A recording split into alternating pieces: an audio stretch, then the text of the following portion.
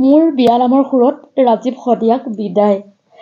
অসমবাসী কান্দিছে, অসমীয়াৰ প্ৰাণৰো প্ৰাণ এটি সম্পদ হেৰাইছে। হে হৰি ভগৱান, কিনো লীলা কৰিলা, অসম সম্পদ ৰাজীৱ কিয়নো মাৰি নিলা। শদিয়াৰ টোপ চিঙাৰ ৰাজীৱ গানৰ মানুহ আছিলে, কিনো হৰি লীলা 7 বছৰৰ কণমানিটো পিতৃহাৰা কৰিলা। কময়সৰ উপাসনৰ শিৰৰ সেন্দুৰ মুচিলা। বহুত বাকী থাকিলে, বহুত আশা আছিলে, নিষ্ঠুৰ নিয়তিয়ে কৰিবলৈ নিদিলে। জাতি ৰক্ষাৰ কাৰণে, মাটি ৰক্ষাৰ কাৰণে, গানেৰে প্ৰতিবাদ ৰাজীৱ অসমীয়া কাৰণে, জনগণৰ কাৰণে সদায় চেষ্টা কৰিলে।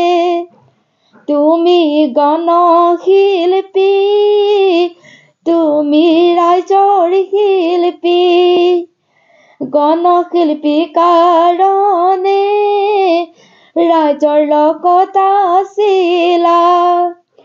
দুখীয়া পৰিয়ালৰ ৰাজীৱ শদিয়া আছিলে, সুন্দৰ সুন্দৰ গানেৰে জাতি মাটি কাৰণে মাতি মাতি আহিছিল।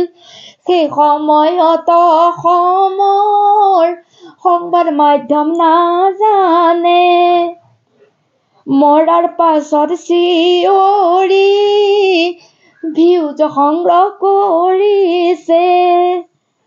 ৰাইজক জীয়াই থাকোতে নিউজ চেনেলবোৰে প্ৰচাৰ কৰা হলে ৰাজীৱ চাকৈ নমৰে।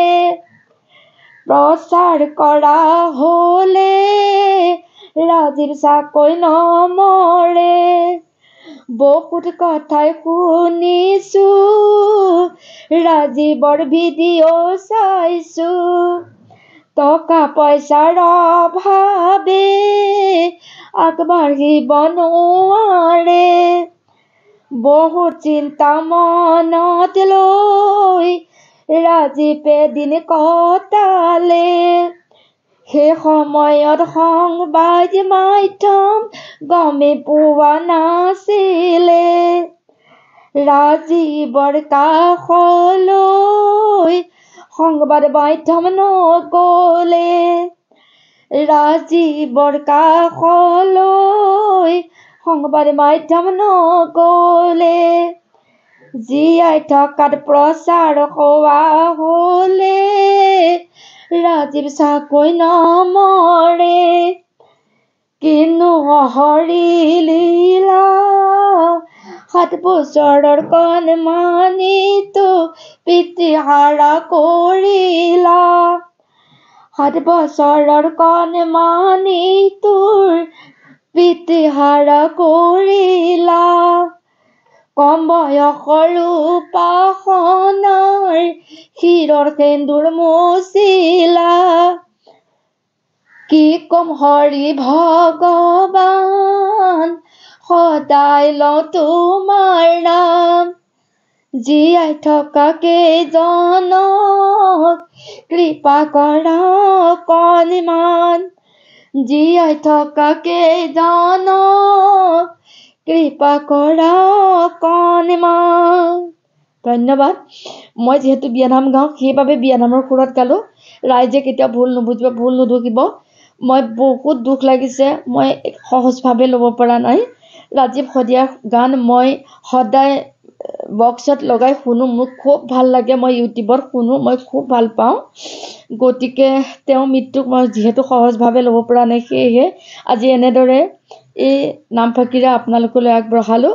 তেওঁৰ আত্মাই চিৰশান্তি লাভ কৰক, তেওঁ বৈকুণ্ঠত ঠাই পাওক, তেওঁ যেন সদায় অমৰ হৈ থাকক, এই প্ৰাৰ্থনা ভগৱানৰ শ্ৰীচৰণত, ৰাইজৰ ওচৰত। ধন্যবাদ।